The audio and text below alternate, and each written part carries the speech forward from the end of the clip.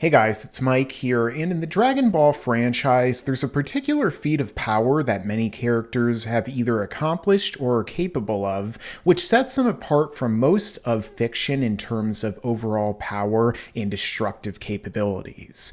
That would have to be the ability to destroy a planet, which has become less and less significant over the course of the Dragon Ball franchise as the characters have scaled up and up and up, and so in turn have their feats of power and destruction. But in the Dragon Ball franchise, how exactly do these planet buster or planet bursting attacks work? Are they particularly of one point of view, where many people believe that they actually are a type of technique that can only be used by certain characters, or is it simply a destructive display of ki being fired with a particular intent to destroy the planet? Well, I'm going to be going in depth into that in this video, bringing up every example in the original manga of a planet bursting attack on display, and deciding once and for all which field of view, which particular point of view is correct. So let's get into that right now. But before I begin, if you like my videos and you're interested in seeing more of them, please make sure to like this video, share it out with your friends, and leave your own comments down below. And if you're new, consider subscribing and enable notifications so you could stay tuned for all of my future videos. It all really helps the channel. With that being said, let's get into the video. So the first example that I'm going to be bringing up isn't actually a planet buster, however, it is very close to that, which is the example in which Jackie Chun, or Jackie Chun, Master Roshi, destroys the moon. Because this will give us an idea as the characters progress in power, what it takes in order to destroy this type of celestial body, planets, and even larger ones to come. So, as anyone remembers, back in the 21st Tenkaichi Budokai, we saw that Goku is going up against his master Roshi, who is in disguise as Jackie Chun, of course named after Jackie Chan, which is why in the English dub they even call him Jackie Chun, makes it even more easy to notice. And what do we see right here? Well, Goku is out of control, and so Master Roshi decides to go full power with his Kamehameha, fire it off, and at first everyone thinks that he actually killed Goku. That is until he explains to everyone what really happened. What he blasted with the Kamehameha was not Goku, it was the moon. In fact, Master Roshi, with that full power attack, using pretty much all of the chi in his body because he doesn't use a ki blast after this, was able to destroy the moon with the Kamehameha, which is a special technique that will come up a number of times during this video. Later on, however, we get into the next example of a character who actually states that they are able to destroy a planet, with that being Piccolo Daimao, or King Piccolo. As we see, King Piccolo is way above the power of Master Roshi in his prime state after he gets back his youth from the Dragon Shenron. And then he goes to demonstrate his power by easily destroying a city with the wave of his hand. And what he says right here is that, "Do you understand now? If I am annoyed, I won't think twice about destroying your whole world. But if you still insist on doubting me, then I'll turn all that we can see here into a desert." Now, with regard to him saying that he could actually destroy the world, this is kind of up in the air if he really means destroying the entire physical celestial body of the planet, or more about devastating the world. Kind of like how in the Japanese they say things like the androids destroyed the Earth, or, you know, certain characters like Boo destroyed planets, but oftentimes we're also seeing that instead of them always destroying the entire physical body, it means more that they devastated the surface. So it's possible that Piccolo just means he could wipe all the planet life and everything off the surface, all of mankind's creations, rather than the entire planet itself.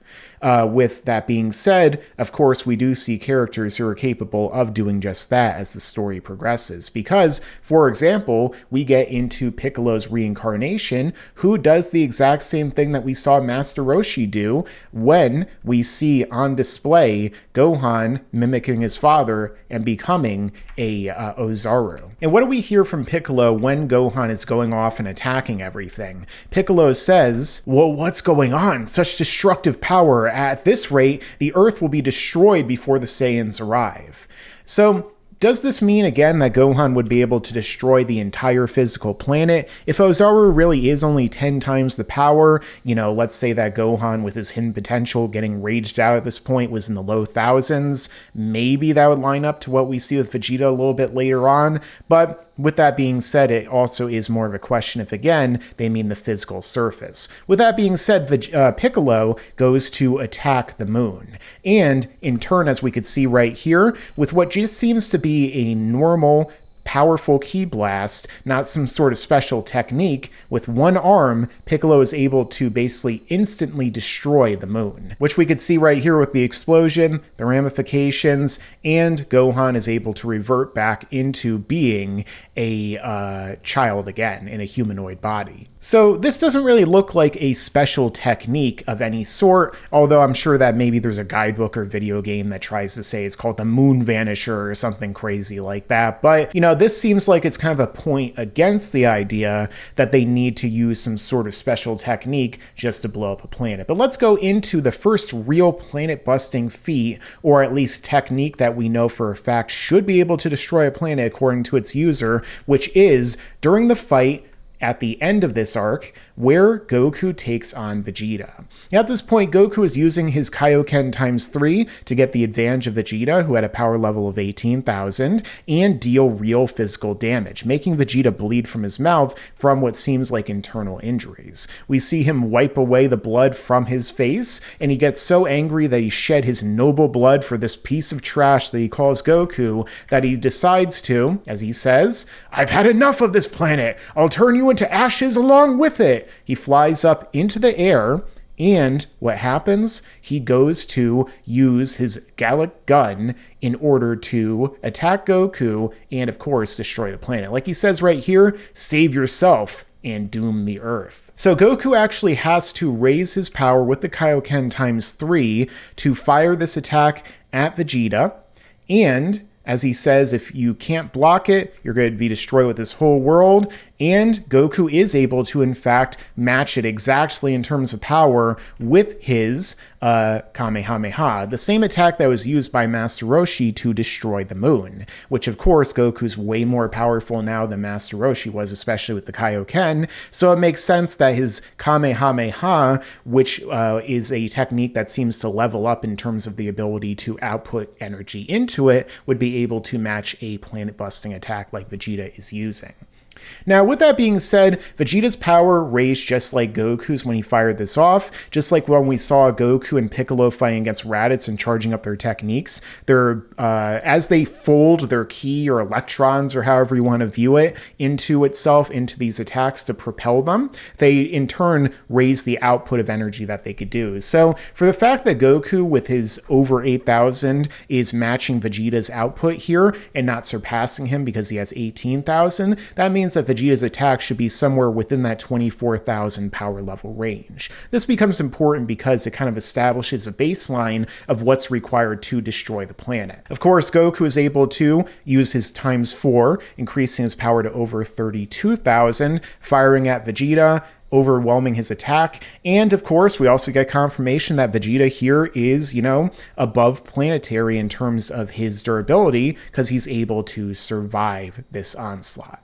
Now, of course, the question is, would Vegeta actually have survived this planet, this planet-destructing feat that he seems to think he can? After all, would this planet-busting attack really destroy the planet in one shot like he makes it out to be? Or instead, would it be a chain reaction like we see later on? I'll get into that when we see the first example of a planet really being destroyed soon in the video. But let's get into what we see next, which is another feat of Vegeta trying to potentially destroy a planet on Namek, which is after Vegeta powers up from a Zenkai of getting blasted through by Krillin. He goes to attack Frieza, but he still doesn't stand any chance of even matching up to Frieza's speed, let alone his power and strength and everything else along those lines. So Vegeta freaks out. He refuses to admit that he can't win, that he can't be a Super Saiyan, and he attacks Frieza at full power with this blast. Everyone's freaking out. Piccolo himself says, Are you going to take the planet with him, Vegeta? And Frieza, seeing what's going to happen,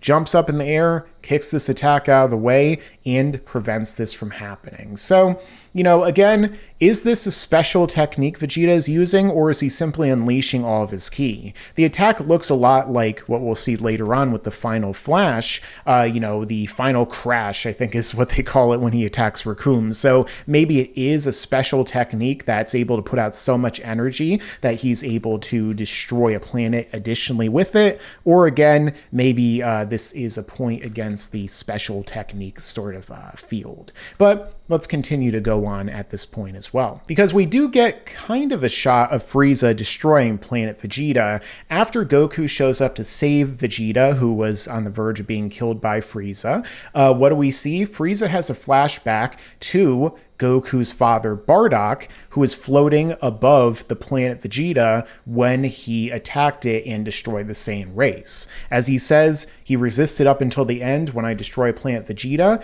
and we see this right here in the manga of Frieza unleashing an attack and Bardock being caught up in it. And, of course, this is a direct reference to the Dragon Ball Z special Bardock, the father of Goku. Now, for anyone who's confused, this is because Toriyama actually didn't create Bardock or this special right here. This was actually created by the Toei staff, who wanted to give Goku a little bit more motivation for fighting against Frieza, because remember, up until this very moment, there was no real motivation for Goku to fight Frieza other than him being the bad guy, Goku being the main character, and sure, they destroyed Planet Vegeta, but there was no face that Goku could really put on that or the audience. So they created this in the anime, and in the anime we see Frieza charging up with one finger a giant death ball that he unleashes on the planet.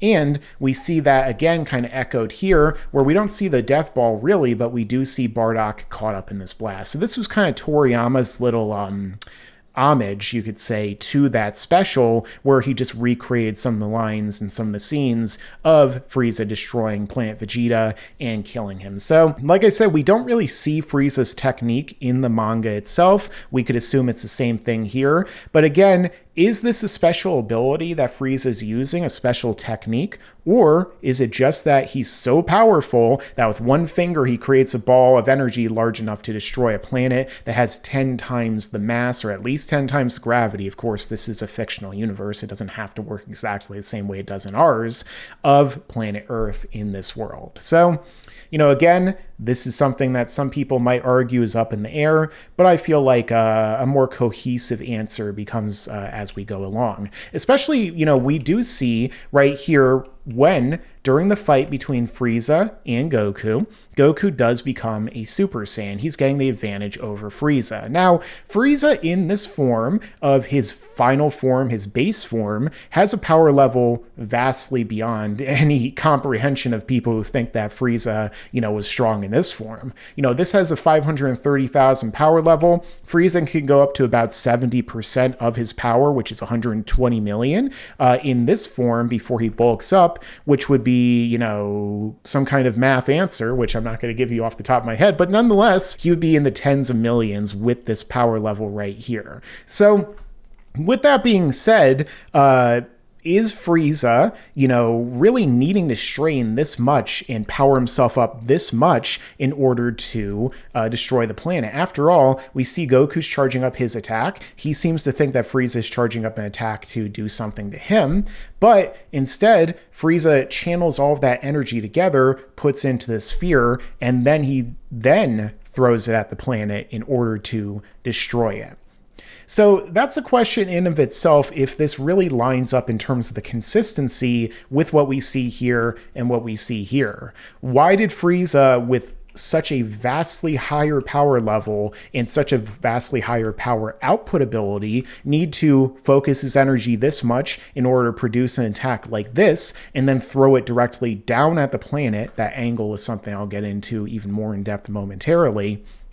in order to destroy it, when he needed very little effort at all in his weakest form in order to destroy planet Vegeta, which may have been a more dense or larger planet than even planet Namek. It is kind of a question that's up in the air right there, ironically, and then down through the seafloor and, hitting the core and all the other stuff. But nonetheless, what ended up happening is that even with all that, Frieza didn't just incinerate the planet in one hit. We see here that Frieza said that he actually held back too much, and then Goku said, "You're afraid of getting caught in the planet's explosion. You blew it. Of course, that saved me." Then Frieza explains that it didn't really save him because you escaped an instantaneous explosion of the planet, but I detonated its core. Do you know what that means? Within 5 minutes, the core will explode on its own, and Namek will be dust. And thus began the longest 5 minutes in the history of the Dragon Ball franchise. That's only rivaled by scenes like, for example, the runway scene in Fast 6,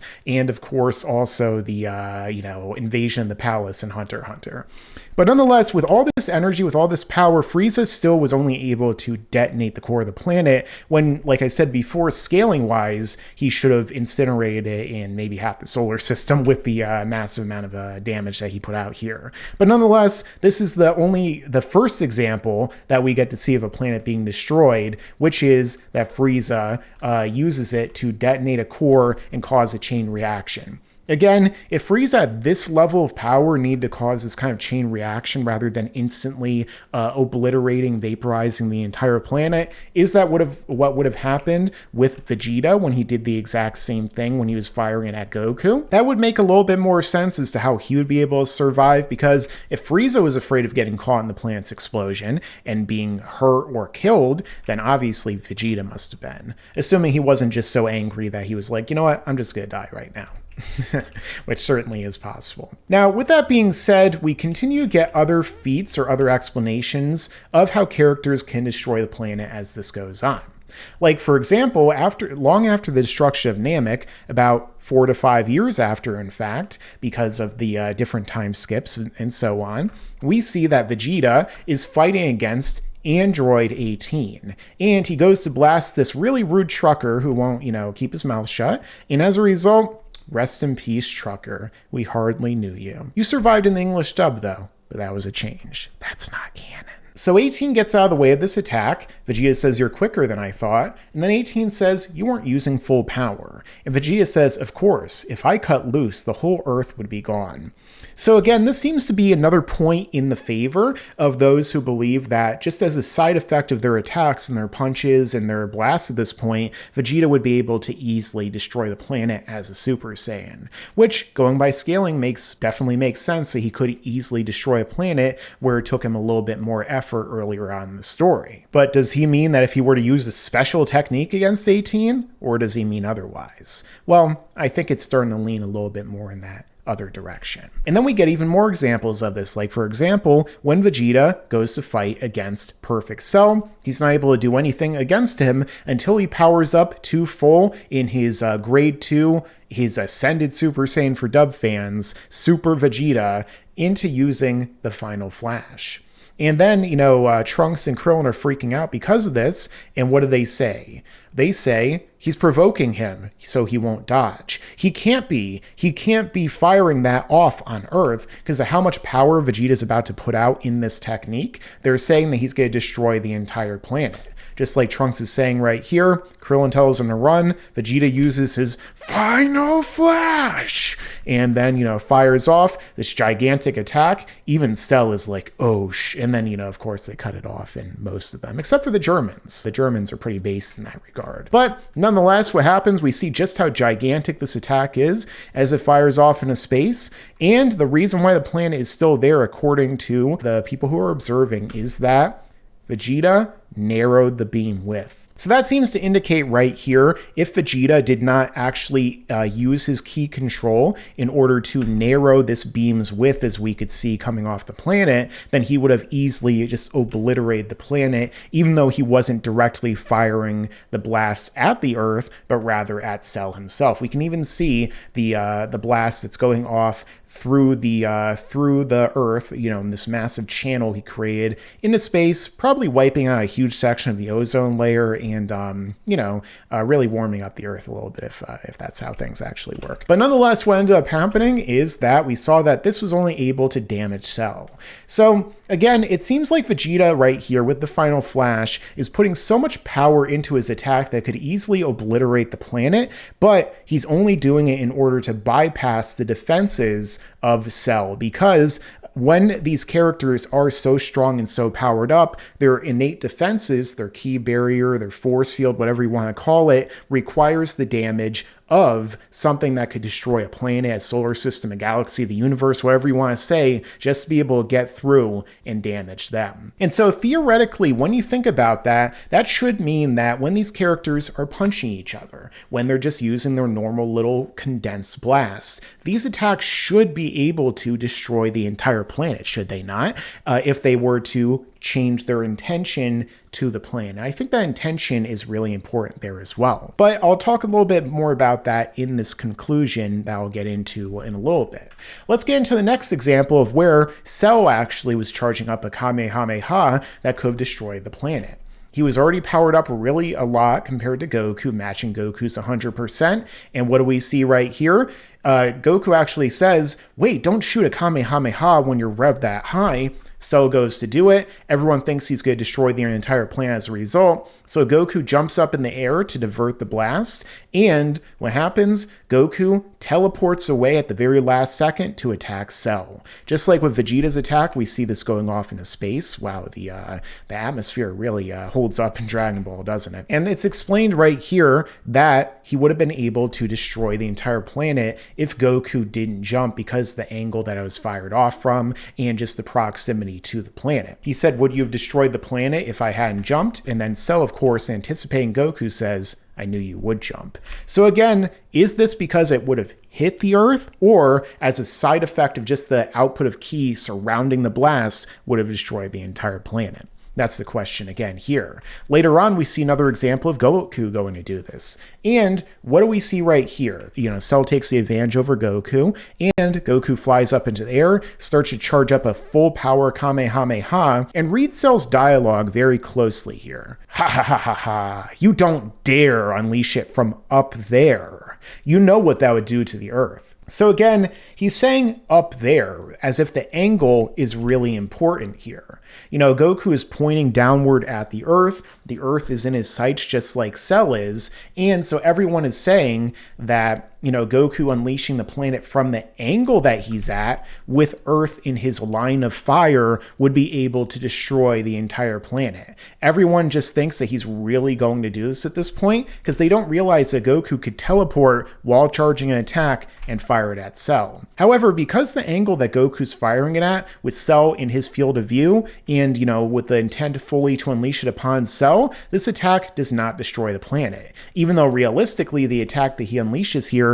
is vastly more powerful, and so too would have been Cell's Kamehameha compared to Vegeta's final flash that he used prior. So again, why didn't he destroy the planet here? Well, again, it could come down to the angle. Maybe if you're up in the air looking down at the planet and you fire your blast, the blast with the majority of the energy will, even if it hits the opponent, still go into the Earth, and the leftover energy that isn't absorbed or negated by somebody's defenses or their attack, which they're trying to counteract it with, will still destroy the planet. Additionally, some people over the years have proposed that maybe when you're firing an attack downward with gravity, the further it travels, the more powerful it becomes because it builds up more kinetic energy, which in turn would destroy the planet more so than if it were to be fired, horizontally or vertically away from the planet.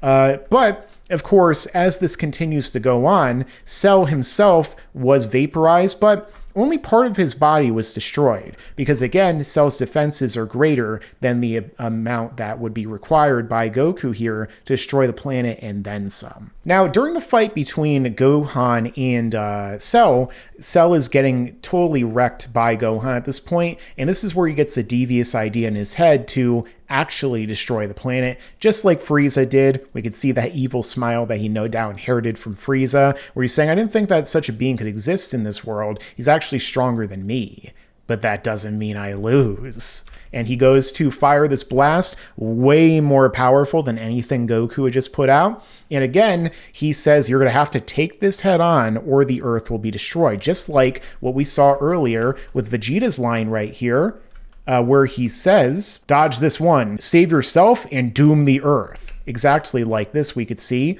And he's able to fire this. We see just how gigantic this blast is. Everyone is being affected by the energy just being put out. And Gohan is able to easily counteract this attack in order to, as you could see right here, this amazing drawing that Toriyama put together, fire it back at Cell and deal some significant damage to him. So again, this attack, you'd think, because of how close Gohan is when the attack comes to hit him, and also when he himself is unleashing this attack, would have realistically destroyed the planet, would it not? But in this case, it didn't, because the vast majority of the power put out was reflected. However, Cell does create an ability that definitely does destroy a planet, with that being powering up himself, turning himself into a bomb ready to self-destruct, and he would be able to destroy the entire planet with this, which again, maybe you can argue is some kind of special technique. However, I feel like this is more of just a complete destructive output, sacrificing yourself in the process of destroying the entire planet. And so Goku teleports Cell away, and Cell goes off and destroys a planet with 10 times the gravity of Earth, which is King Kai's little planetoid, and thus in turn obliterates it and Goku as well. So that means that you don't need to just use a chi blast that's directed at the planet. You could self-destruct like this and take it out too. And then when we see later on, an interesting thing is that Cell comes back from this, even more powerful as Super Perfect Cell, charges up a Kamehameha for a good amount of time, and then he says, I have enough chi to blow away the entire solar system. So Cell right here is stating that he'd be able to destroy the entire solar system.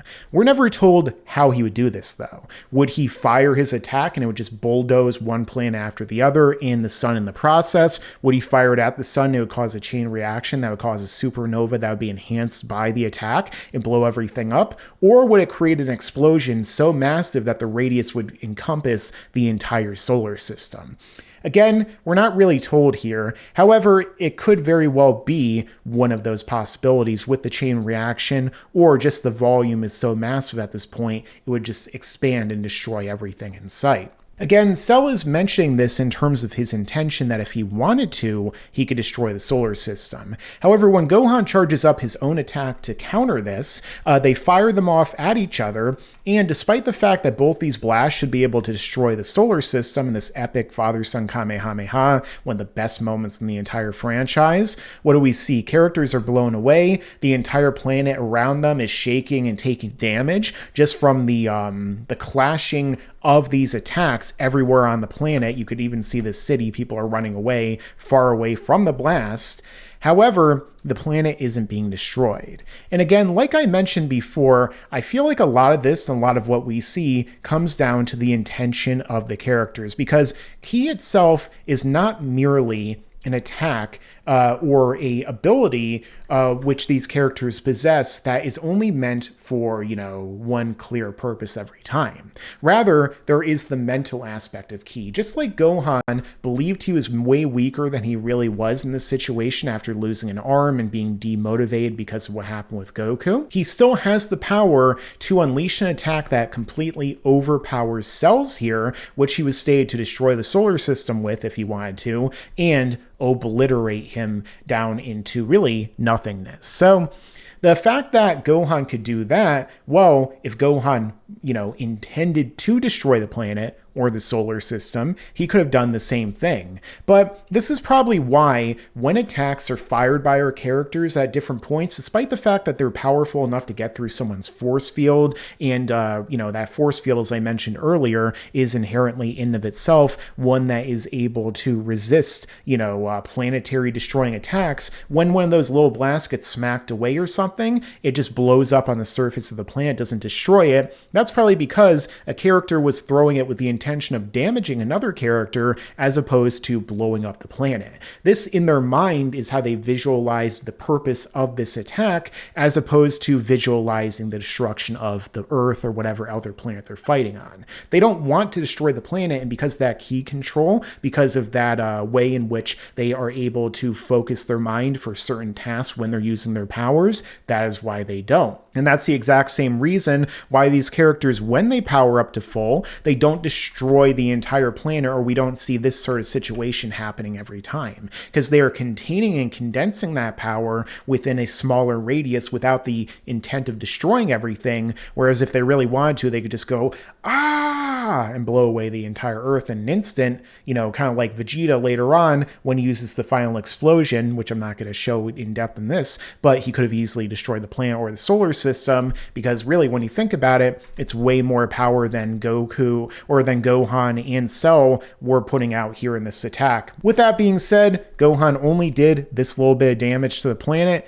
but he could have easily destroyed way more. And that's when we actually get to when the Earth is destroyed. Now, the first time that we see this go to happen is after Boo transforms from Super Boo into Kid Boo after they remove Fat Boo. And I explained in depth in another video you could see in the top right why Kid Boo is the final form here as opposed to it being Evil Boo. Why didn't he go back to what we saw before? I explained that in depth. Nonetheless, what happens is the second that Boo, kind of wakes up from his stupor, what's he do? He goes to destroy the planet. And as we can see here, he just uses a little ki blast in order to do that. He doesn't use some kind of special technique or anything particular. And Vegeta also isn't using some sort of special technique to overpower it. He's putting some effort into the blast to stop him, but he isn't really doing anything, in particular that would require like a special technique to overcome this. At this point, Kid Boo goes to power up this blast right here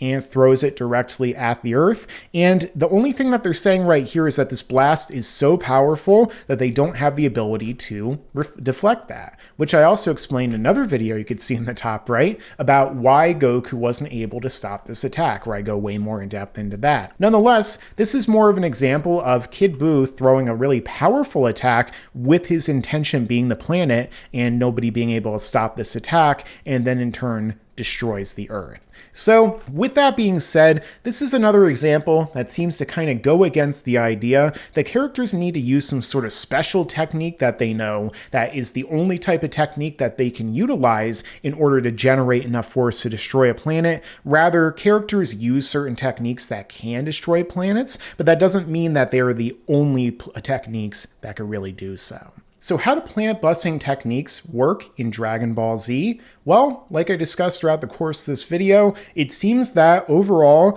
these techniques are not something that requires a special technique in order to do it, but rather the intention and the ability to output their ki with enough force to destroy whatever is in their path. But let me know your own thoughts down below in the comments. Also, please make sure to like this video, share it out, subscribe if you're new here, and stick around, because there's a lot more to come in the future. And you better subscribe!